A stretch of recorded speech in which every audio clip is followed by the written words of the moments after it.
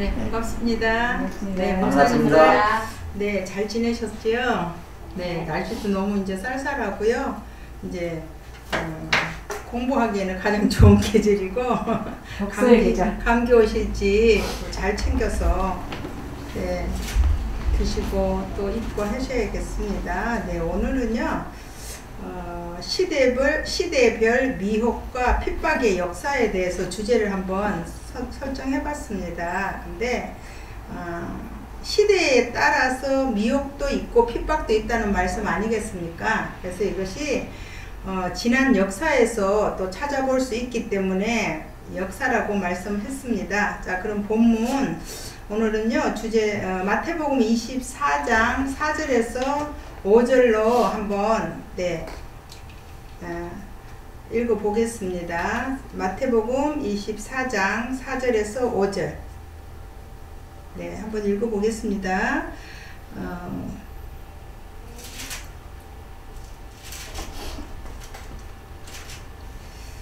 예수께서 대답하여 가라사대 너희가 사람의 미혹을 받지 않도록 주의하라. 많은 사람이 내 이름으로 와서 이르되 나는 그리스도라 하여 많은 사람을 미혹해 하리라.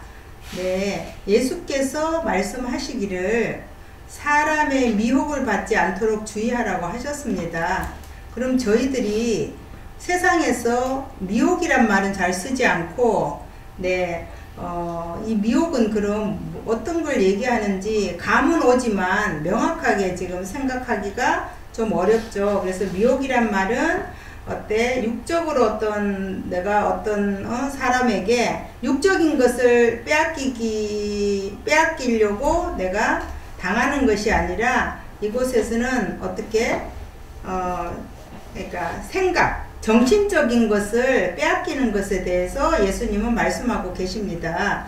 그럼 많은 사람이 내 이름으로 와서 예수님의 이름으로 와서 이르되 나는 그리스도라 하여 많은 사람을 미혹해 하리라. 자, 저희들이 예수 그리스도 이렇게 얘기를 많이 합니다. 그러면 예수는 무엇이고 또 그리스도는 무엇인지 거기에 대해서도 우리가 명확하게 알지 못했기 때문에 예수는 이름 그대로 그 당시에 많은 사람들이 우리가 때에 따라서 이름이 다르듯이 옥자가 많을 때도 있고 순자가 많을 때도 있듯이 그 당시에 목수의 아들로서 예수라는 이름을 말하는 것이고 그리스도라는 것은 기름 부은 받은 자, 쉽게 말해서 하나님으로부터 기름을 부은 받았다는 것은 하나님으로부터 택함을 받았다는 말씀이 되겠습니다. 그래서 이 부분에 대해서 좀 오늘 명확하게 짚고 또 말씀 드리는 것이 괜찮을 것 같아서 제가 아는 분도 계시겠지만 말씀드렸습니다. 자, 그럼 우리가 예수님의 이름으로 와서 미혹을 한다고 하지 않습니까? 그럼 뭐예요? 예수님의 말씀은 이 성경 속에 있지 않습니까? 그런데 이 성경을 가지고 이 성경의 말씀을 가지고 미혹을 한다고 합니다. 그럼 성경을 가지고 미혹하는 자가 일반 성도라고만 생각할 수는 없겠죠. 성경은 누가 많이 봅니까? 목사님들이 많이 보시는데 이 말씀으로 미혹한다는 얘기는 곧 이 진리에 합당한 말씀, 이 성경 안에 있는 말씀이 아니라 성경 밖에 말씀을 가지고 진리인 것처럼 진리로 가장해서 말씀하실 때 그것이 곧 미혹 당하는 것이라고 합니다. 그래서 지금 아담이 하와를 미혹한 것 같이 아담은 하나님으로부터 택함받은 기름 부은 자 아니겠습니까? 그렇지만 하와를 통해서 뱀을 통해서 또 하와를 통해서 결국은 아담이 미혹을 당했습니다. 그렇지만 미혹을 받지 않도록 주의하라고 하셨는데 주의는 그럼 어떻게 해야 될까요? 우리가 세상에서 미혹당하는 것 그것을 그냥 내 마음대로 이렇게 조심하면 되는 건가? 이게 참 아리송했습니다. 하지만 여기에서 미혹을 받지 않도록 주의하라는 것은 미혹을 이기려면 내 속에 하나님이 주시는 이 성경에 관해서 정말 진리에 대해서 알아야지 제가 이것은 거짓이고 이것은 참인지 구별하는 신앙인이 될 줄 믿습니다. 그래서 우리가 창세기 3장 1절에서 한번 가보니까 8절에 나는 그리스도다. 방금 말씀드렸듯이 사람을 미혹해 하리라 그렇게 말씀하고 계신데요. 우리가 뱀의 미혹을 받아서 아담과 하와가 선악과를 먹었다고 합니다. 자, 그러면 저는 예전에는 성과 악이 같이 있으니까 이게 곧 성경 말씀이구나 생각했습니다. 하지만 성과 악이 함께 있는 것은 하나님이 보시기에, 예수님이 보시기에는 악한 말씀이다, 악한 말이다 이렇게 표현하고 있습니다. 그래서 우리는 선악과를 정녕 먹지 말라고 했는데 먹지 않았습니까? 그래서 성과 악이 함께 섞여 있는 이 말씀을 들을 때에 우리는 미혹당하게 되는 것입니다. 그래서 우리가 성과 악을 구별하는 신앙인이 되어야지만이 정령 죽지 않는 삶이 되지 않겠습니까? 그래서 고린도 후서에 또 가보니까 뱀이 강교하여서 하와를 미혹해 한 것 같이 너희 마음이 그리스도를 향하는 진실함과 깨끗함에서 떠나 부패함으로 부패할까 두려워한다고 했는데 우리가 부패함으로 해서 우리가 선악과를 먹음으로 해서 저희들은 하나님께서 택하신 기름 부음 받은 아담으로부터 죄를 범하여서 지금까지 우리가 이렇게 세상 가운데서 힘들게 살아가고 있다고 생각합니다. 자, 그래서 초림 때 제자들이 핍박하고 죽이고 그때 제자들은 유대인이지 않겠습니까? 뭐 밖에서 봤을 때는 다 교회에 다니니까 예수 잘 믿으니까 구원 받은 줄 알았고 또 너무나 또 신앙생활을 잘하고 이마에나 뭐 팔목에나 말씀을 다 이렇게 기록해서 형식상은 그렇게 잘 믿는 신앙인들 같이 보였지만 예수님께서 그들을 뱀 같다고 말씀하셨고 그때 당시에 목자인 서기관과 바리새인들을 예수님께서는 인정하지 않았습니다. 그래서 또 시대마다 하나님께서는 선지자들을 통해서 선지자를 수없이 보냈지만 그때마다 그들이 핍박하고 또 마지막에 예수님은 또 십자가에 못 박혀서 돌아가시기까지 하지 않았습니까? 그렇다면 하나님이 정령 보내신 그리스도를 입은 하나님의 택하심을 입은 목자를 결국은 십자가에 못 박혀 죽였으니까 그들은 하나님이 인정하는 그런 목자가 아니지 않겠습니까? 왜? 우리가 세상에서도 가짜와 진짜는 정말 구별하기 힘이 듭니다. 우리가 명품을 그냥 굉장히 짜가와 명품을 갖다 뒀을 때 우리가 구별이 잘 힘들어요. 그렇듯이 지금 하나님이 예수님을 통하여서 말씀하시는 말씀과 또 우리가 일반 그냥 목사님들이 선악을 구별되지 않는 말씀을 전할 때에 저희들은 정녕 구별하기가 힘이 듭니다. 그래서 우리는 예수님이 전하시는 복음을 정말 이 말씀을 깨달음으로 해서 알게 되고 또 깨닫게 되었을 때 하나님이 인정하는 자녀가 될 줄 믿습니다. 그래서 우리가 시대마다 이렇게 갈라디아서 4장 29절에 가보니까 그때에 육체를 따라난 자가 있고 성령을 따라난 자를 핍박한 것 같이 오늘날도 그렇다, 이제도 그렇다고 하셨습니다. 그러면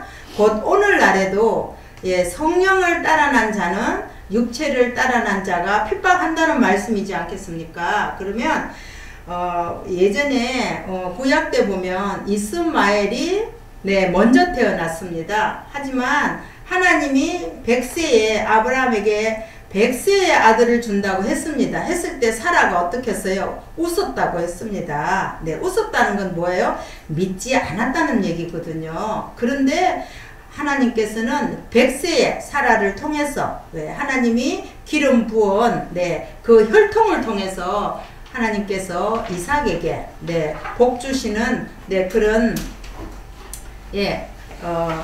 복 주시는 걸 볼 수 있습니다. 그러면 우리가 지금 시대에 이스마엘은 저 중동 지역이지 않습니까? 근데 중동 지역에는 우리가 알기로는 정말 펑펑펑 나오는 기름이 있는데도 불구하고 지금 그들이 그렇게 세상적으로도 복받은 삶을 살고 있느냐? 그렇지 않습니다. 그렇지만 이삭의 혈통으로 태어난 지금 이스라엘, 육적인 이스라엘은 미국을 통하여서 세상을 지배하고 있지 않습니까? 그와 마찬가지로 우리가 아무리 세상에서 내가 육적으로 많이 가지고 또 육적으로 풍족하게 세상을 지배할 것 같지만 결국은 하나님을 갖다가 택하신 이삭의 혈통으로 태어난 이스라엘이 지금 육적으로도 전 세계를 그냥 지배하고 있는 것으로 모든 이들이 알고 있지 않습니까? 그러면 저희들은 영적으로 우리가 육체를 따라난 자가 핍박을 하더라도 성령으로 따라나서 성령의 말씀으로 따라나서 하나님을 예수님을 말씀을 증거할 때 우리가 그 말씀을 받아 먹고 또 귀로 들어 먹음으로 해서 하나님이 복 주시는 자가 될 것입니다. 그렇지만 우리가 핍박을 받았을 때 어때요? 너무 힘들죠?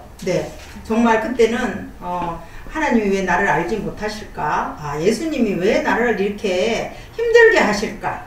여러 가지 생각을 하게 됩니다. 하지만 우리가 미혹과 핍박을 어때요? 받는 자가 복되다고 했습니다. 그래서 예수님의 제자들을 미워하고 핍박하는 것이 곧 나를 미워하는 거다 그랬습니다. 예수님은 어때요? 제자들을 미워하는 것은 예수님이 아끼는 제자, 예수님의 혈통으로, 예수님의 말씀으로 거듭난 자녀들을 핍박할 때 그것 또한 예수님을 핍박하는 거라고 했으니 저희들은 지금 핍박받는다 할지라도 어때요? 감사함으로 받을 줄 알아야 되겠습니다. 세상에 아무리 나를 미워한다 할지라도 먼저 저희들은 내가 예수님에게 속했구나 생각을 한다면 그것이 복으로 여겨지지 않겠습니까? 그래서 저희들은 택함을 입었기 때문에 세상에서 택함을 입었기 때문에 핍박받는 거 아니겠습니까? 성경의 말씀대로라면 그래서 지금 어떠한 힘든 어떤 내 인생의 여정이 있다 할지라도 핍박받을지라도 이겨내고 그것이고 예수님의 말씀 앞에 나와서 예수님이 택한 자녀가 됐으면 합니다. 자, 그리고 핍박하는 자들의 생각은 하나님에 대한 예라고 한다고 합니다. 우리가 사도 바울이 굉장히 바울이 되어서 굉장히 힘들 때 그때 그냥 핍박을 막 할 때 자기는 예수님을 정말 예수님이 하라는 예를 다 한다고 생각하지 않았습니까? 그와 마찬가지로 지금 핍박을 하는 자들은 그것이 곧 하나님이 자기들에게 하라고 주신 명이다 생각하고 예를 다 한다고 생각하고 있습니다. 왜 그럴까요? 진리가 없기 때문에 몰라서 그렇습니다. 그래서 저희들은 그들 또한 사랑으로 예수님을 성경을 다 하고 나면 남는 게 뭐예요? 하나님은 사랑이라고 했습니다. 그러니 저희들은 사랑으로 그들을 또 끌어안아야 되고 또 사랑으로 그들을 포용하는 그런 마음을 가져야 되겠습니다. 그래서 베드로 후서에 가보니까 진리의 도를 회방하는 자, 진리의 도를 회방하는 자가 곧 핍박하는 자 아니겠습니까? 지금 시대에 저희들이 이 예수님이 주신 말씀을 전하려고 할 때에 어때요? 그냥 2단이다, 3단이다 하면서 그냥 핍박합니다. 저도 어저께 어떤 분을 만났는데 정말 대화를 하는 가운데 벽을 만난 것 같았습니다. 그래서 정말 제가 이 머리가 아프고 뒤로 썰어질 것 같더라고요. 예. 오히려 그들이 더 많은 것을 안다고 생각하고 있고 그들이 오히려 저를 정말 하나님의 예를 다하는 것처럼 저한테 거의 뭐 공격하다시피 했습니다. 그렇지만 기도밖에 나오지 않았어요. 예. 제가 이길 힘도 진짜 별로 없더라고요. 왜? 귀가 제가 너무 감사한 부분이 하나님 나의 귀를 뚫어주셔서 이 기가 막히지 않게 해주셔서 지금 너무 감사합니다. 그 기도가 절로 나왔습니다. 그래서 지금 이 시간에도 진리를 알지니라. 진리가 뭔지를 알아야 합니다. 그래서 우리가 선과 악을 또 분별해야 되겠고요. 우리가 핍박받는 것, 이거 감사하게 생각하는 목사님들 다 되셨으면 좋겠습니다. 사루 2장에 가보니까요. 1절에서 5절에 가보니 하나님이라 숭배함을 받은 자 위에 그 위에 뛰어나 자존하여 자존한다는 건 뭡니까? 그 위에 앉아서 자기가 하나님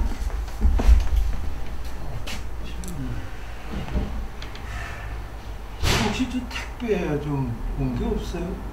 내가 옛날에 살았는데 이리도 택배가 운동화가 그럴지라도 우리는 주인이 아니기 때문에 드릴 수는 없습니다. 다른 날 주인하고 연락하셔서 찾아가시죠. 만나고 만날 수가 없으면 알겠습니다. 사루 2장에 1절에 가보니까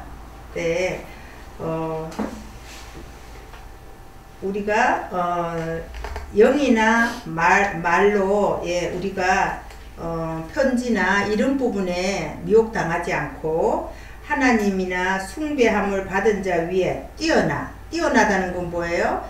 그 위에 앉아서 자기가 자존하였어. 그러니까 하나님 위에 자기가 앉아서 자기가 오히려 성전에 앉아서 자기를 하나님이라 하느니라. 스스로 어때요? 더 하나님이다라고 자칭 하나님이다 하고 예수님이라고 합니다. 하지만 그들이 알아서 그럴까요? 몰라서 그렇다고 생각합니다. 그래서 저희들은 주를 부인하고 예수님을 부인하고 예수님의 제자들을 핍박한 자들은 자기가 알지 못해서 그렇습니다. 그런데 알지 못한 걸 모르니까 저희들이 또 알려드려야겠지요. 그래서 저희들은 핍박을 받을지라도 감사함으로 받는 자녀들이 됐으면 좋겠습니다. 그리고 마태복음 7장 15절에서 20절에 가서 봉독하면 거짓 선지자들을 삼가라. 양의 옷을 입고 너희에게 다가오나 속에는 노략질하는 일이라. 우리가 겉으로는 선지자처럼 참 목자처럼 하지만 그 말을 들어보면 저희들을 양의 옷을 입고 말씀은 가졌지만 그 속에는 그 양을 노략질하는 그런 마음을 가지고 또 그 말을 가지고 저희들을 미혹하고 있습니다. 그래서 저희들이 거기에 미혹되지 않는 것은 오직 예수님이 전하시는 진리의 말씀을 소유하여야만이 미혹당하지 않겠습니다. 그래서 오늘 마태복음 또 5장에 가보면 의를 위하여 핍박을 받는 자는 복이 있다고 하셨습니다. 천국이 저희 것이며 했으니 저희들의 목적은 무엇입니까? 천국 가는 거 아니겠습니까? 그래서 저희들의 목적, 천국, 또 구원받기 위해서는 핍박을 받더라도 예수님을 증거하고 핍박받는 것은 오히려 감사함으로 받고 나중에 복이 있다는 것을 믿고 하나님의 뜻에 따라서 예수님의 말씀을 증거하는 자녀들이 되었으면 합니다. 또 마태복음에 가보면요, 돌 위에 돌 하나 남지 않고 다 무너진다고 하셨습니다. 그럼 저희들이 세상 가운데서 뭐 어떤 샤머니즘에서 뭐 지나가다 돌도 던지고 어릴 때 그랬어요. 근데 그게 복받기 위해서 다 했던 것 같습니다. 하지만 그런 어떤 육적으로 눈에 보이는 돌이 아니라 돌이 또 무엇인지 알아야 되겠죠. 그래서 예수님이 돌 위에 돌 하나 남지 않고 다 무너뜨린다고 했는데 이 뜻도 알아야지 저희들이 그 뜻은 무엇인지 진리가 어떤 것인지 알아야 되지 않겠습니까? 그래서 마태복음 24장 1절에서 14절까지 봉독해 보면 저희들이